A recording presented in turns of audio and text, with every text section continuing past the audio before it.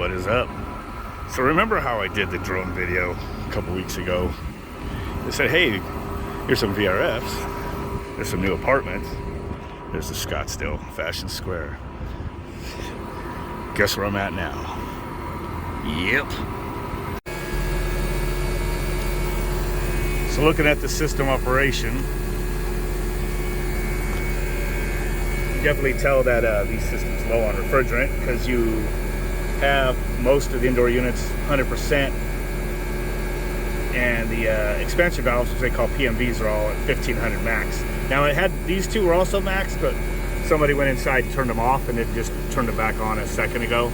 So they're kind of stepping up again, but they were all maxed out. And if you look here at your collective pressures up here, we got a discharge pressure of 318, and then we have a suction now, which is now an 80, and then your suction temperature is 74. And then most of the indoor units, you know, you got like really cold, you know, because of saturation boiling point 30 degrees, but it's coming out 73, 74, so that's 43 degrees superheat. And you're getting that across the board. PMV's opened up, it's pretty, you know, obvious that you lost refrigerant. So that's the deal here. Also, I'm going to be checking out this board, help somebody remotely do a compressor backup function. So dip switch switches 6, bit 1 is up, which turns off this IPM board for the compressor 1. And then you flip up bit 2 of switch 9 to tell it not to fault for having not enough capacity. You know, they're still warm, you know, 74 degrees suction temperature, you know, is what the compressors are getting. So 100, we've been getting up to 111, 112, 113 now, you know. Check it out, there's that area. Somebody was saying, hey, you don't want to go on that property, or I wouldn't fly over it. They're hinting that there could be some hillbillies in there or something, and the drone might disappear. It's funny. So a technician had to do the backup because he kept getting like the current fault, I think is what it was. I'm gonna hook it back up and turn it on in a minute to see, but I just ohmed out compressor 0.8 ohms across all 3 legs there, and then going, here's your like minus and plus on the IPM chip itself, and then here's your 3 outputs. So usually want to see a diode check across all 3 phases, and then open the other way. Have that hooked back up, turned off backup for the compressor 1. Just put it in force cool. Got to wait a few minutes for this to all start back up.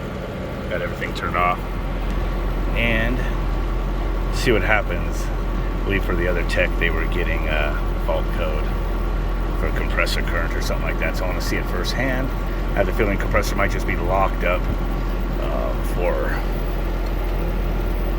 running high superheat all that time, and I don't like that kind of wiring up there. Sorry about that. So this one's on this board. Address is switched, turned off 2, so it should command 1 now, which is going to be this board now. Let's see what happens. See if the fault follows over here. It's not a dead short. If it was, I wouldn't put it on this board. And see, it has no codes, so we'll see.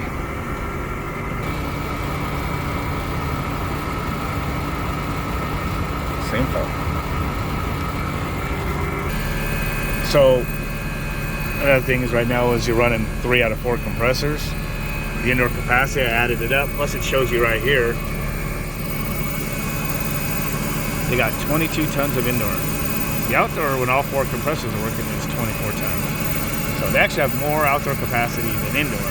And I think you can have like up to 120% of the outdoor capacity matched to the indoor. So whatever 120% is of 24 tons is what you can go up to on the indoor.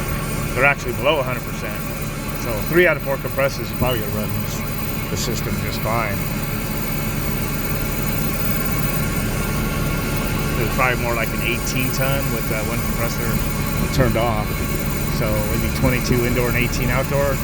Probably within that, or right about that 120%. Might not even need that bit to be put up to tell it to ignore the mismatch. But we'll leave it up just so it won't stop, because that will prevent it from running.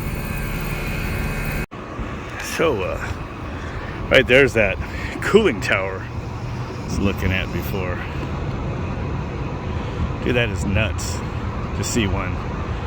It's got some sort of roof jack. So it's just a fan section. It's good and bad. I mean, the rest of it's probably inside some vented room, but that's just nuts. There's that Scottsdale Fashion Square. Oh, there. Some trading and telepacks over there. Somebody told me it was these were really high dollar apartments right there, and just regular split systems over there. Just a bunches of them.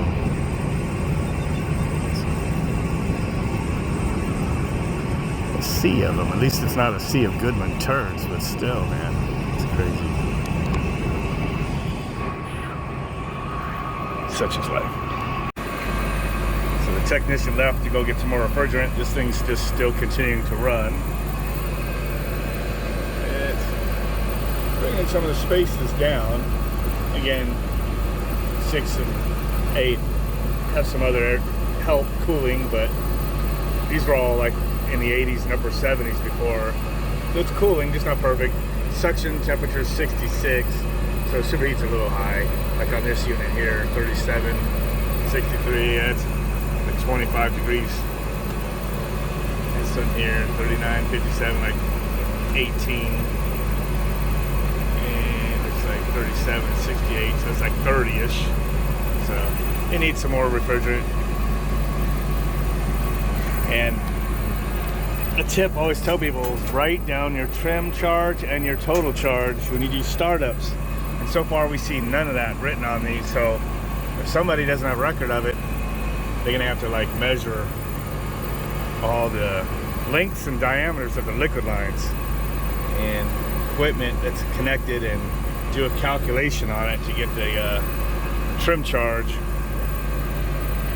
But since it's, you know, in the middle of summer in July, and it's got slow leak, probably just gonna charge it for now. So he'll add some until we get the superheat cleared up, and then I recommend probably add a little bit more. It's a pretty big receiver in the back of these things. Probably holds quite a bit.